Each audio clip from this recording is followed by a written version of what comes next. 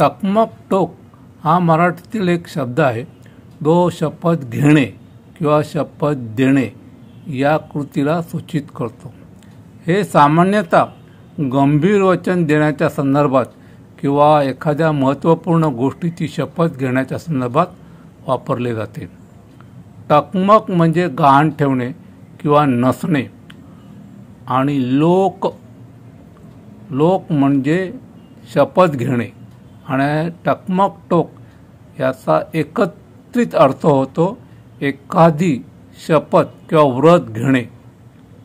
आणि त्याचवरून एक शब्द आला आहे टकमक टोकावरनं ढकलून देणे.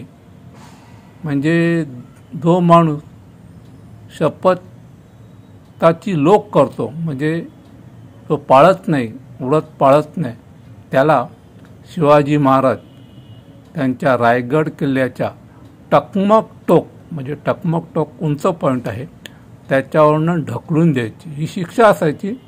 टकमक टोकावरून ढकलून द्यायची म्हणजे हे टोक आणि टोक असा त्याचा अर्थ होतो. आहे ना कमाल. मित्रांनो, मी रायगड किल्ला पाहिला त्यावेळी टकमक टोक हे देखील पाहिलं आणि त्या टकमक टोकाची उंची आणि खोली बघून मी अचंबित झालो आणि भयभीत देखील झालो. पण मित्रांनो, सध्या आता मी चाललो आहे गंगटोकला.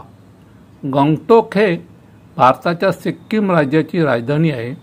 गंगटोक हे नाव तिबेटी शब्द आहे. हा तो शब्द आहे गँग्स म्हणजे टेकडी किंवा उंच शिखर याचा अर्थ होतो गंगटोक. म्हणजे मराठीतलं आपलं टकमक किंवा गंगटोक एकूण अर्थ एकच, उंच टेकडी किंवा उंच शिखर. आहे ना भाषेची कमाल.